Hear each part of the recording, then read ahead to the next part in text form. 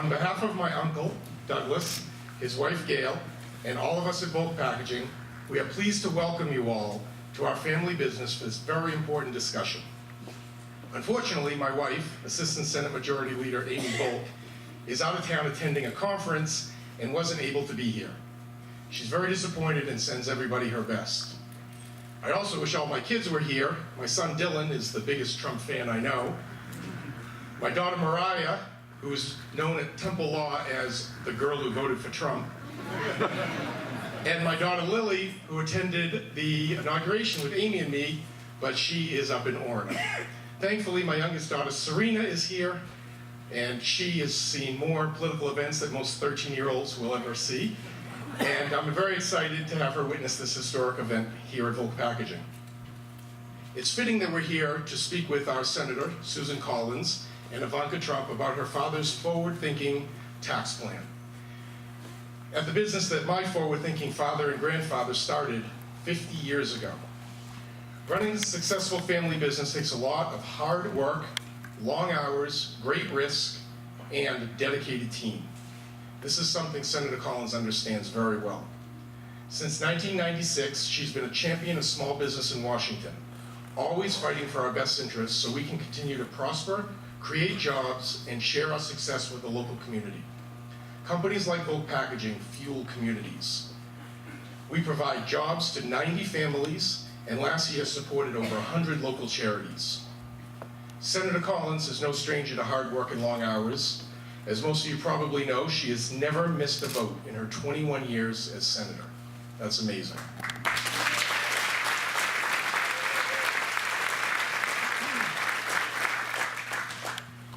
Before we begin on this Veterans Day, I think it wouldn't be right to not thank, first of all, our Volk Packaging veterans who are here today with us, and all veterans. I would ask if we could just take a moment and have all veterans stand up so we can thank you for your service.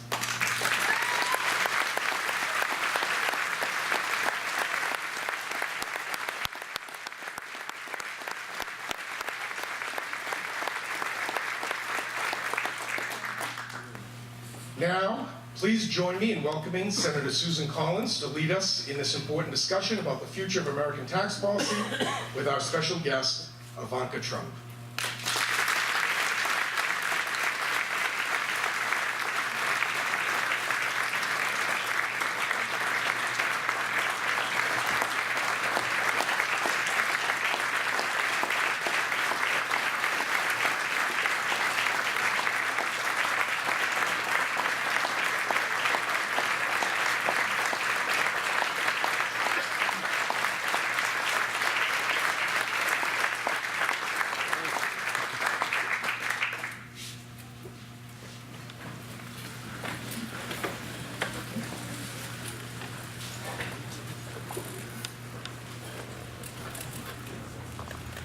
I think I'm up first.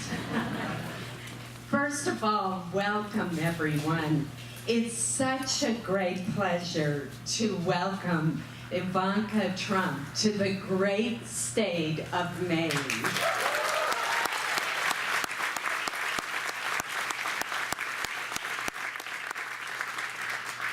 Ivanka is an accomplished businesswoman, a devoted mother of 3, and a key advisor to the President of the United States. And I couldn't be happier to have her here in the great state of Maine. And I know that you all share that view as well. I've gotten to know Ivanka over the past few months, and we've had many good discussions. And I have found her to be such a passionate advocate for working families, for women, for children. She has such a breadth of knowledge and ideas across the board, and it has been wonderful to get to know you and to have you here in the state that I'm so proud to call home. So thank you for making the trip.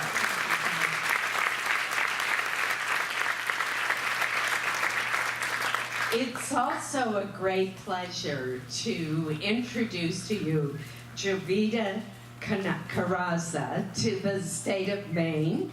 I guess that you could say she's the United States Treasurer, and I guess you could say that one of the goals of tax reform is to make sure that more of your autographs are in our wallets.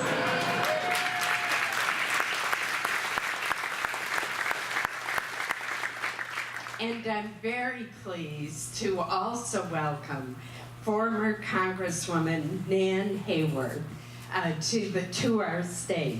Nan is going to be our moderator today. Thank you, Nan, for joining us. We're delighted to have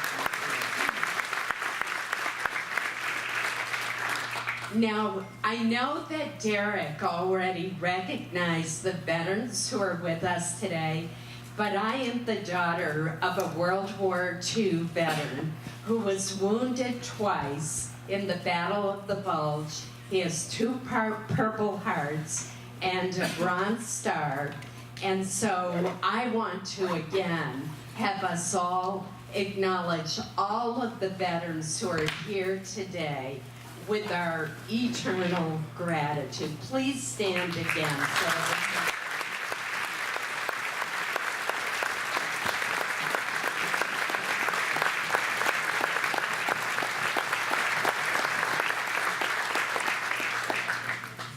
Without you, we would not live in the freest country in the world, and we thank you for your sacrifice. I also, of course, want to thank Derek and Douglas for opening their business on very short notice to accommodate us today. Both of them do such a great job of running this 3rd-generation family business, the kind of business that is the heart and soul of so many Maine communities. So thank you, Derek and Douglas, for inviting us here today. We're only sorry that Derek's wife, Amy, couldn't be with us today. As you know, she's a state senator, and she does a fabulous job of representing her constituents. So I'm sure she'll get a full report of everything that occurred today. Well, it has been said that what America most needs is a tax code that looks like it was designed on purpose. That's not what it looks like today. I don't think that there is a single American who believes that our tax code is simple or fair or pro-economic growth and job creation. And those are the goals of tax reform. We want to help our working families and our small businesses and our larger businesses create jobs right here in America, not overseas. And so that is why we gathered today, to have a discussion of tax reform, and we look forward to that discussion with all of you. Again, thank you so much for joining us today, and a special thank you to Ivanka Trump for joining us. Ivanka, thank you. Thank you so much, Carmen. Thank you for that very kind introduction and the very warm welcome here in Maine. This is a remarkable state and one that I feel very privileged to have visited several times in a recreational capacity. And a very beautiful state and tremendous spirit and warmth here. So thank you for your gracious hospitality. You have truly been a great champion for the people of Maine. And everyone in this room acknowledges and appreciates you. Also, to follow up on what Senator Collins said, I want to thank our great veterans. Several of whom we saw are in this audience today. tomorrow is Veterans Day, although the federal government is officially celebrating it today. We are grateful for your sacrifice and the sacrifice of your families who weren't in uniform but served alongside of you. And really thank you for your tremendous contribution to our country's freedoms that we all enjoy. So on this Veterans Day and every day, we are grateful and we thank you and we honor you.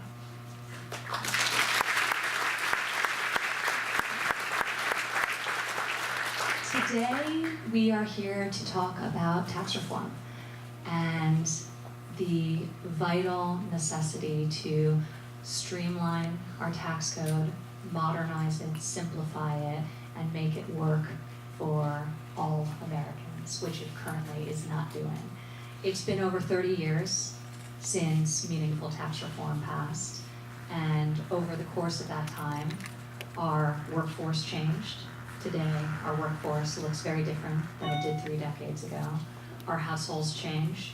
Today, our homes look very different, with the vast majority of them being dual income, where all parents work, even when their young children live in the home. So, in terms of legislative priority and administrative priority, the President, Congress has rightly determined that tax reform is the most critical goal in the months and obviously hopefully weeks to come. The stated goal is twofold: enable our businesses to be competitive and thrive, and to provide meaningful tax relief to middle-income families. And we firmly believe that the proposed tax plans will accomplish those dual goals. The details are being worked out between the House and the Senate, but the framework is incredibly positive and will have tremendous impact on achieving those goals of enabling our businesses to thrive and enabling our families to thrive. So we'll get into a discussion of some of the particular elements of the plan in over the course of the next hour with Congresswoman Nen, but we are deeply passionate about tax reform, deeply committed to it, and we believe that this is a great product that is going to have tremendous benefit for all Americans. And I'm grateful to be here as an advocate and a champion for tax reform, in particular how it will enable American families and middle-income families to thrive. So thank you for welcoming me here, and I look forward to a robust discussion. Thank you.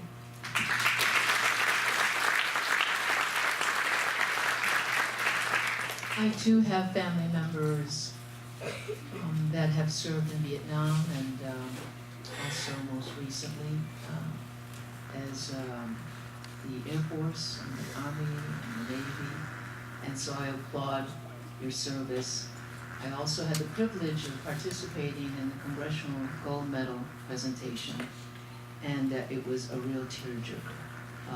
It's a very moving event, a very honorable and a real privilege to be amongst so many veterans, so thank you very much. I wouldn't think of any other place to be on Veterans Day than here in Maine. Thank you.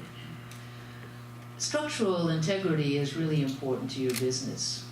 I know it well because I have spent 30 years prior to being U.S. Treasurer in the packaging business. No competition, Derek, don't worry about it. And I actually can tell you how many corrugated boxes can go in a 40-foot trailer. About 2,300, if done right. So coming here was a real treat. Just the smell of your work, your product, tells me that this is a vibrant company. I mean, every shelf is filled, and they told me, don't lean against the styrofoam, you're gonna get dirty. I said, huh. This, I thrive on it. That brought wealth to my family, so thank you very much for inviting me here. Not only is structural integrity important to you, but it's also important for our economy. And that being said, as indicated earlier by both the Senator and Ivanka, it's been a long time since tax reform has taken place, and especially for small business. You know, tax reform for small business, the last time, at least a data point that I have, is World War II for small businesses. So it's long in coming, and I look forward to continue elaborating on those particular points that are beneficial to small business in this tax reform. It's a unified effort. It's both the House and the Senate and the White House. And it's not a Democrat or Republican or independent. It's a unified effort to do it right for all Americans. Thank you.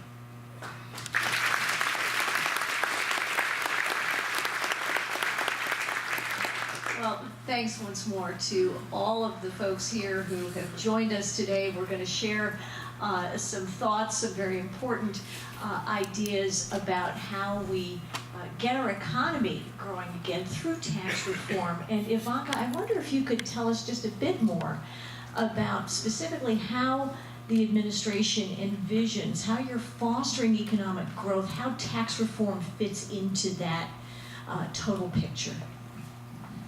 Thank you, Congresswoman. So I think what we've seen over the course of the last several months is stock market at historic highs. For the first time in a very long period of time, we're starting to see modest wage growth, which is something that this country has not enjoyed in far too long. And I think the administration's general stance on pulling back overreaching regulations and pretty aggressive deregulation viewpoint.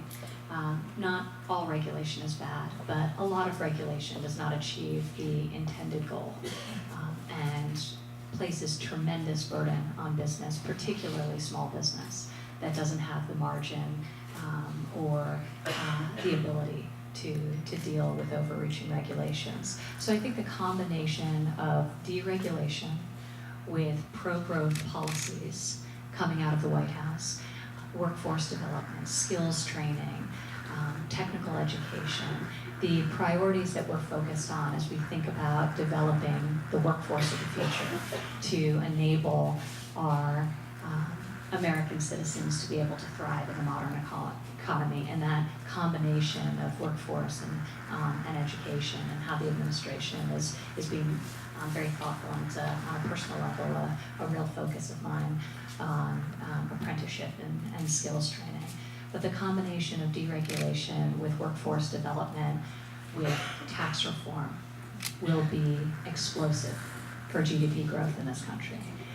We got used to hearing that sub 1% growth was the new normal in this country. And already in recent months, we've seen that it doesn't have to be. We've hit 3% multiple times over.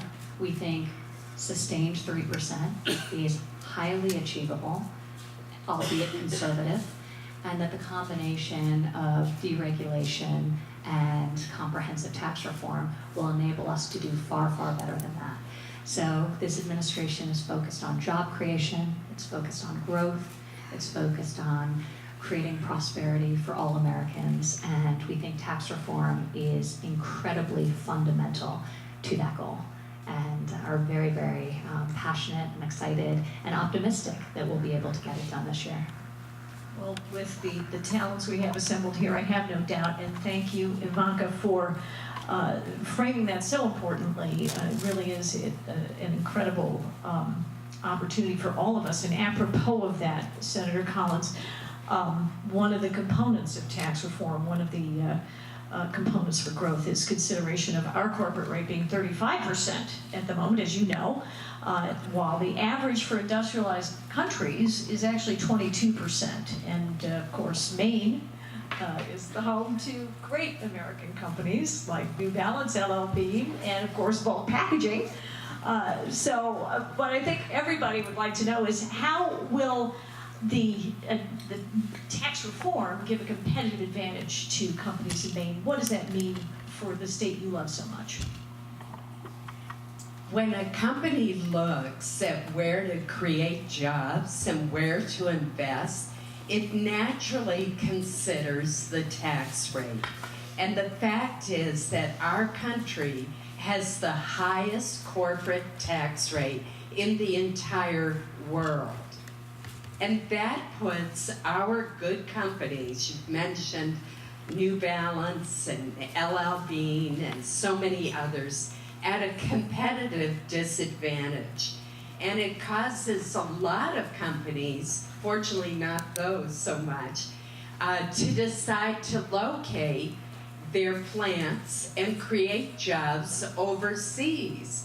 We want those jobs created here in America. And that's why lowering the corporate rate so that we're more competitive with other countries is vital to economic growth and job creation. In addition, we must never forget our small businesses, and they are responsible in this state for 2 out of 3 net new jobs. And it's really important that we remember that a lot of those companies are not C Corps. They are S Corps. They are companies where, which we call pass-through companies. So we've got to take care of the small businesses as well. And those should be the goals of tax reform on the corporate and business side. But in the end, it's all about creating jobs. That's the purpose, is to make sure that our American companies, big and small, will create good jobs right here in the United States. Thank you, Senator.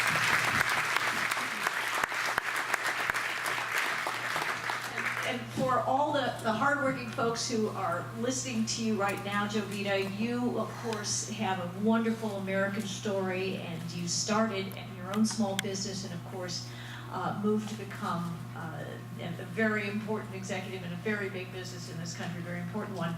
Can you offer some thoughts about, more specifically, just expanding on what Senator Collins said about how tax reform will help small businesses?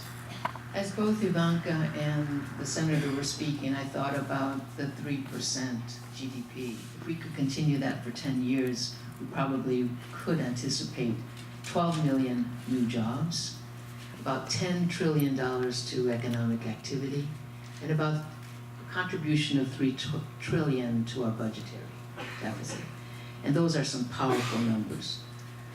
In addition, the 3% it's doable, because you indicate, Senator, that strengthening job creation, and I call it sustainability. People want to see, there's no longer a cradle-to-grave type environment, but at least you have good paying jobs, because innovation will thrive.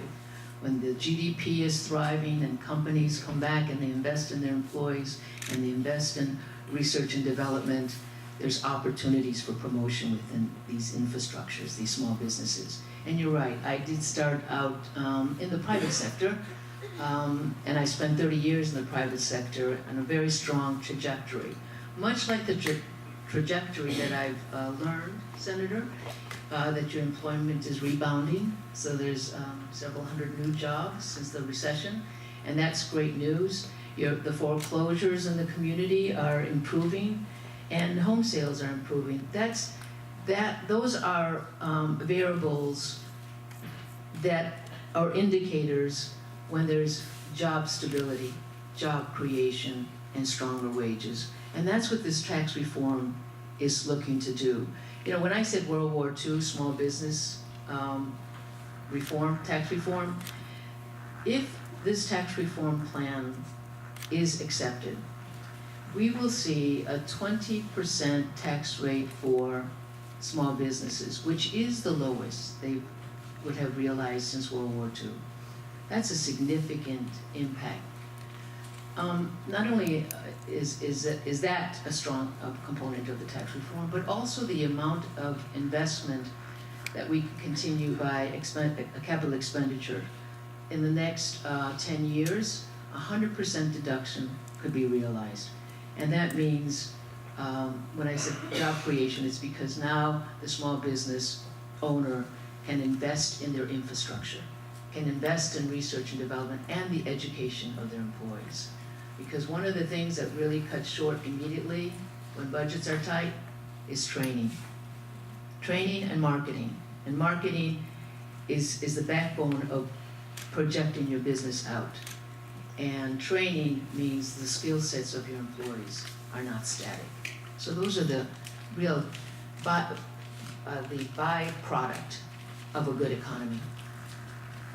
Thank you, Jovita, and I think, Senator, if you could expand a bit on that. Thank you, Ann. I also want to point out that the issue is not the quality of the American workforce. We have the best workers in the world. And by the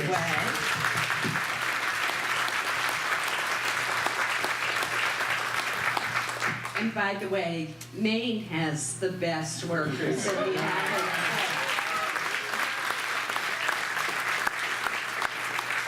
Just want to put that on the record as well.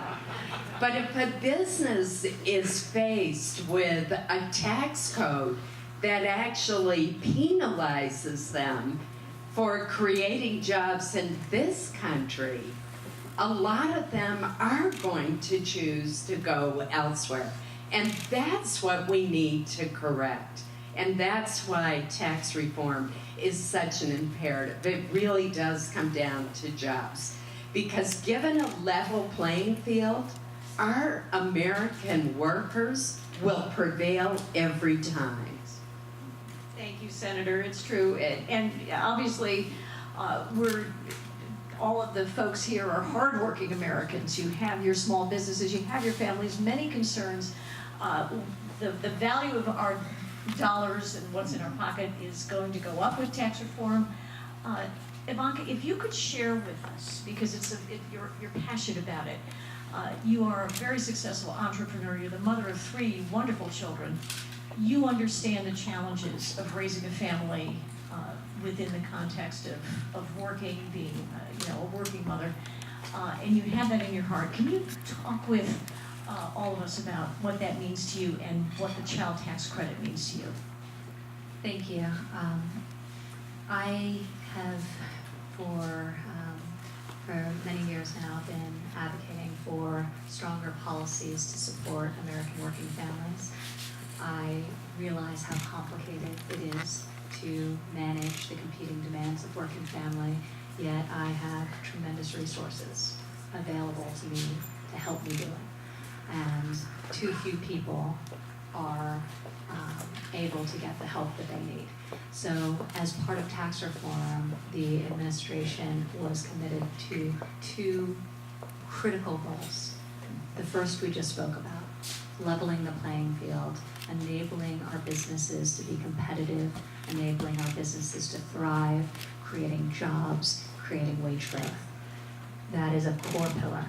The other is supporting the American working family and recognizing how expensive it is to raise children, how hard it is, and this disproportionately falls on the shoulders of women when they have to leave the workforce to provide unpaid care from minors or adult dependents, which is increasingly a problem and something that Senator Collins has been a huge champion of, elder care and supporting families who are supporting adult dependents.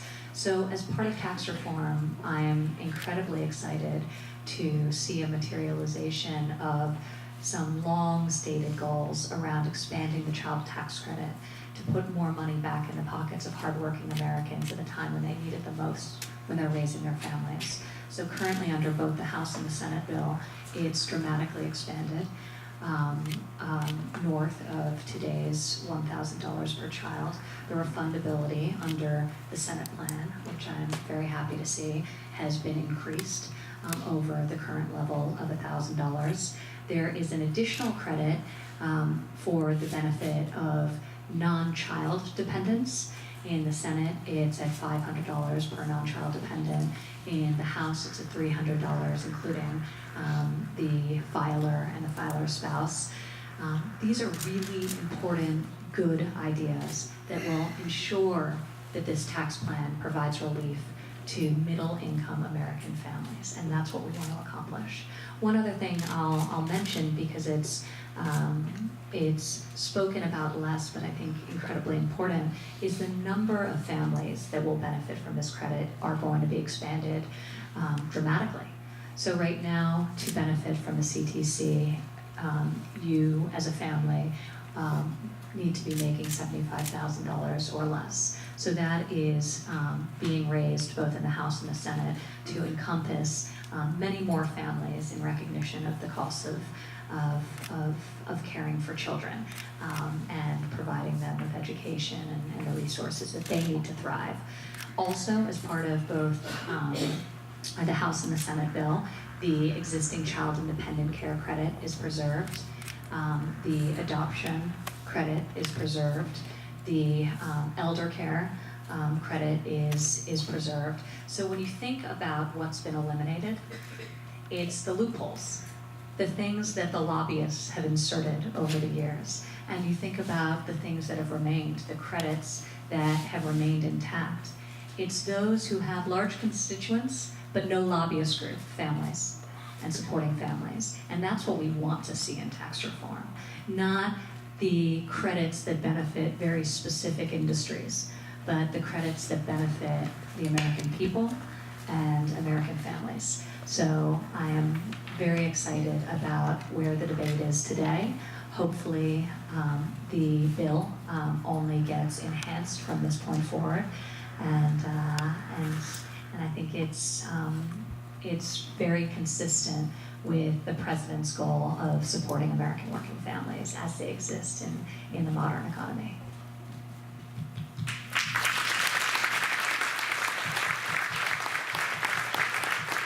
I'd like to add to your particular comment. I'm always setting up Ivanka for something she doesn't expect. But when you talk about the senior care and also child care, that's really, really important. I also visit a lot of small businesses and town halls, smaller than this group. But when I speak to them, at least 77%, and we can verify those numbers, believe that the tax structure has a lot of loopholes and there's not a level playing field. And about 72% of the people say that it's too complicated.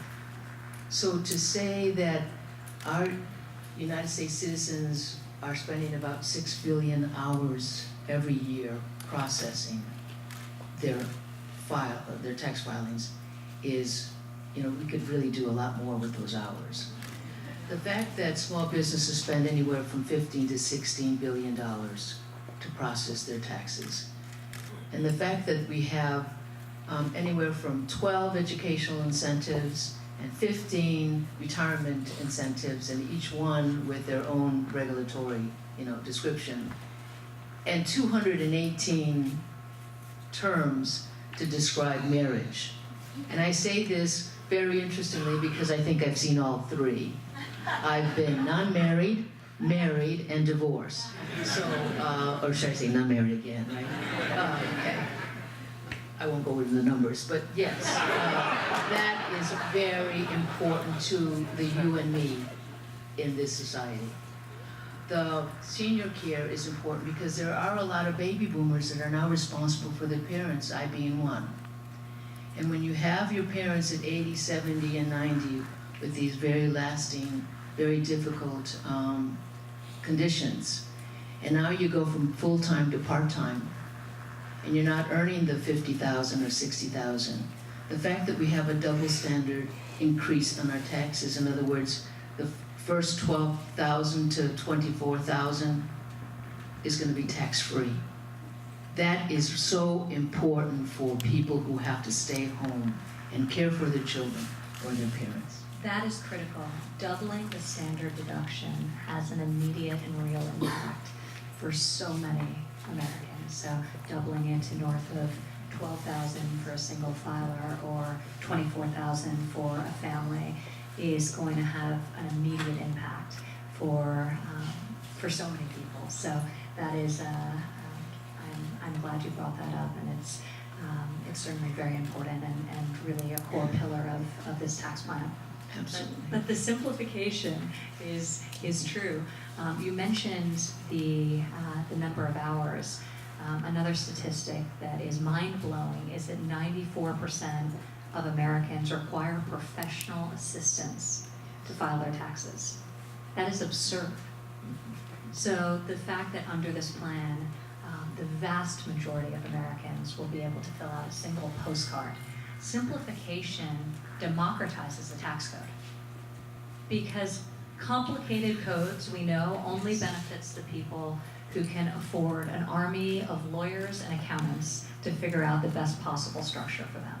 So simplification enables the tax code to really be democratized and to be fair for all. And I think it's very compelling just in terms of also how we collectively would prefer to productively spend our time. Right.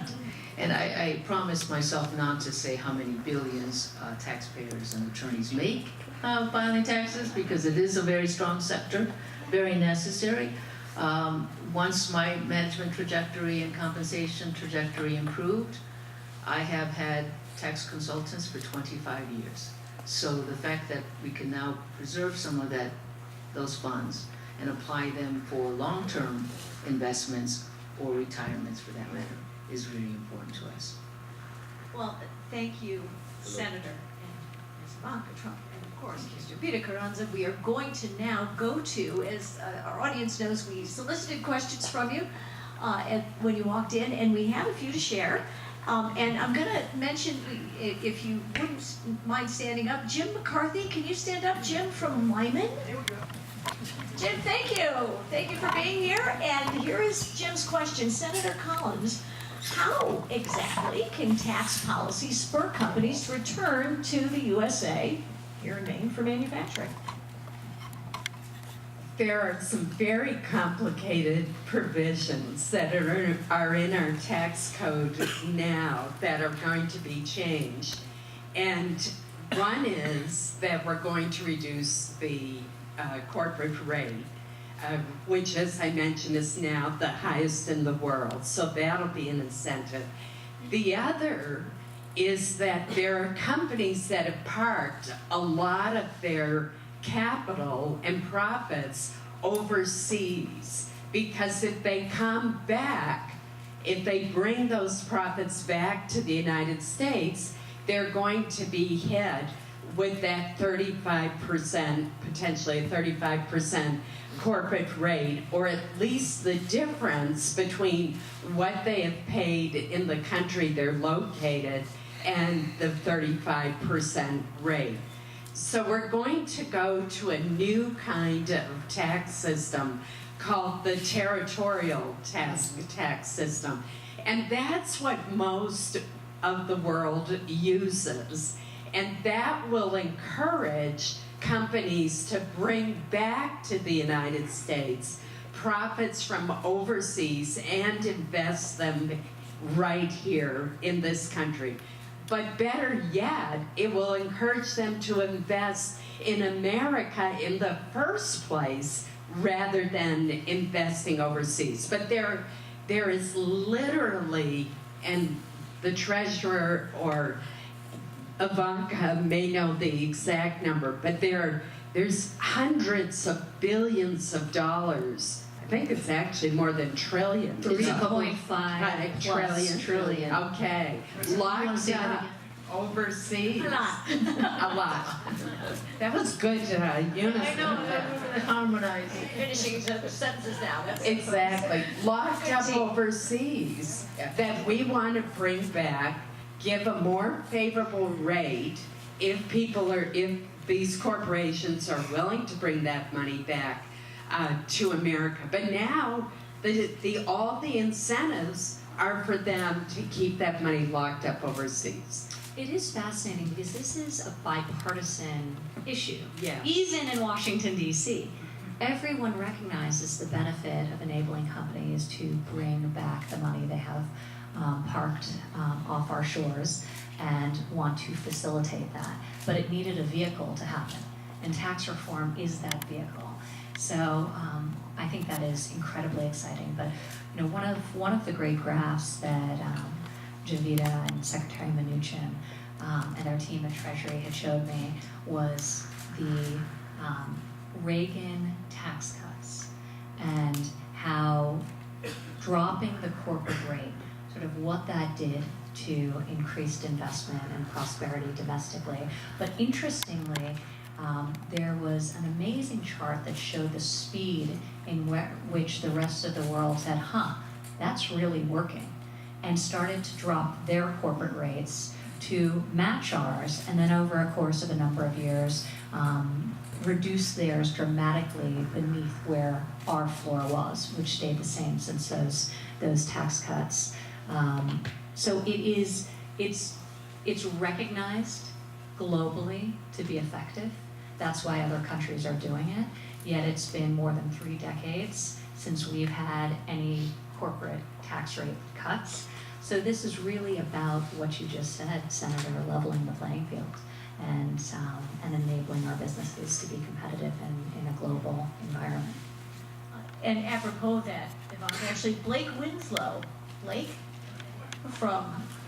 good to see you, from Presque Isle. Thank you, sir, for your question, which I'm going to direct to Ivanka, actually. And I suspect you're a young entrepreneur. But the question for you is, how will tax reform encourage entrepreneurship among young people? So it's a great question, and an area that I've been very focused on in my role at the White House is encouraging entrepreneurship, particularly female entrepreneurship, and entrepreneurship generally, and innovation domestically. Obviously, tax reform and making young entrepreneurs want to stay and want to start their businesses in the United States of America as opposed to elsewhere is critical. And people are now leaving school, joining the workforce, and making decisions about where in the world they want to locate, and are too often choosing for it not to be in the United States. So I think tax reform that encourages entrepreneurship to happen domestically is very positive. Obviously, cutting the rates on small business, the rate of small business will be, the tax rate for small businesses will be the lowest level since 1931, which is incredibly exciting. So that's more money back in the pockets of those business owners who can then invest in their workforce, in the infrastructure they need to scale their business, as opposed to maintain their business or simply keep it afloat. So tax reform, I think generally, rising tides lift all ships, and the focus though on small business and recognizing that small business is the lifeblood of our economy is why there has been so much thoughtful deliberation about how best to encourage small business owners and entrepreneurs through tax reform, and we think we've accomplished that goal. And Jovita can talk about this a little bit more, because what hasn't been mentioned is the fact that she also worked as Deputy Director of the Small Business Association, the SBA, which is doing incredible work, and we're aligning very closely with Linda McMahon there and her excellent team as she thinks about providing the capital, the networks, the mentorship opportunities to small businesses and entrepreneurs as they grow and seek to thrive. So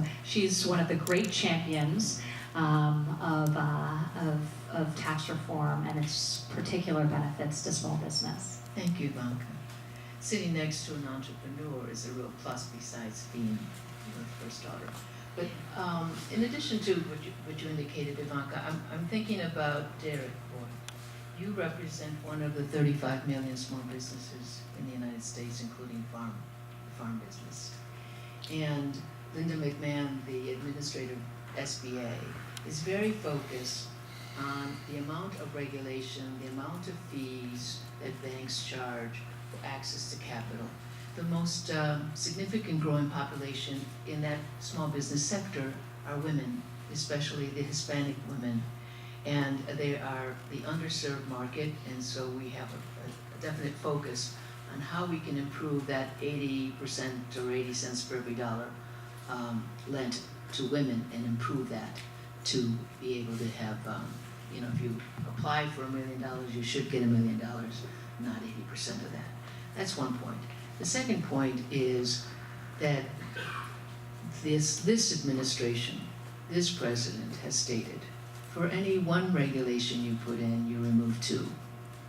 And that will inspire the youth to innovate and to take advantage of the market and create businesses, because sometimes we are so over-regulated.